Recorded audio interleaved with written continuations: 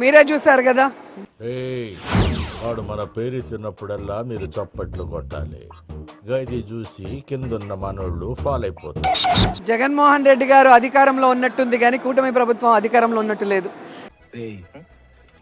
నన్ను హ్యాపీ చేసేదానికి అబద్ధం ఆడుతున్నావు కదరా నువ్వు.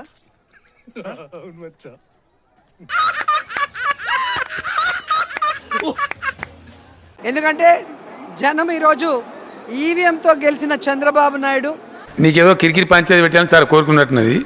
అదేం జరగదు, నువ్వు దురాశ పడకు, ఊకోయిక చాలు. నీ ఉద్దేశం అయిందా? బాగైందా? ప్రతిదానికి ఓవర్ ఎక్స్ప్రెషన్. ఇప్పుడు అనండి. ఏ అనరే, నోరు పడిపోయిందా? అబ్బా.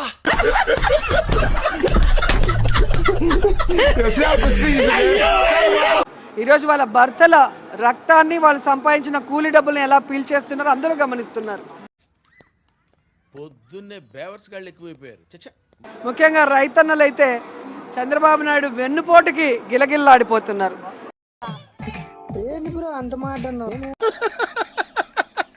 సో జగన్మోహన్ రెడ్డి ఎప్పుడూ ప్రజల పక్షాన నిలబడే వ్యక్తిగా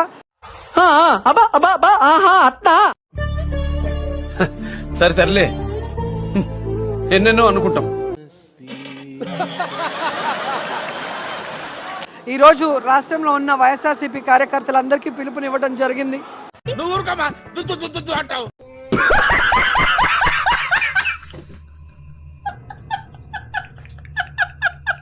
మొన్న రైతుల కోసం చేసాం, రేపు కరెంటు ఛార్జీల పెంపు మీద పోరాటం చేస్తున్నాం. ఇప్పటి వరకు మనం ఇలాంటి ఒక మహానుభావున్న దూరంగా పెట్టింది అని ఒక్కసారి ఆ అమ్మాయి జయ లెగుస్తుందండి. అంటే పై నుంచి కింద వరకు అబద్ధాలు మోసాలు చేయటం మనం చూస్తున్నాం. చంద్రబాబు నాయుడు కొన్ని అబద్ధాలు చెప్తే పవన్ కళ్యాణ్ కొన్ని చెప్తాడు. ఏదో తేడాగా ఉందేంటి? రమ్మనండి, నగిరి నడిబొడ్డులో కూర్చుందాం.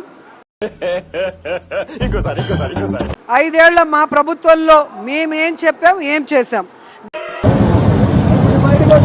రైతులకు ఇచ్చాడు, మహిళలకైతే నీకు 15, నీకు 15, నీకు 18, నీకు. మిమ్మల్ని ఎక్కడో చూసినట్టుందండి. ఇదిగో నీ తమ్ముడికి నీకు 15,000, అదిగో నీ తమ్ముడికి ఇంకొక తమ్ముడి దగ్గరకు వచ్చినా నీకు కూడా 15,000, నీకు ఇంకో పాప నీకు కూడా 15,000.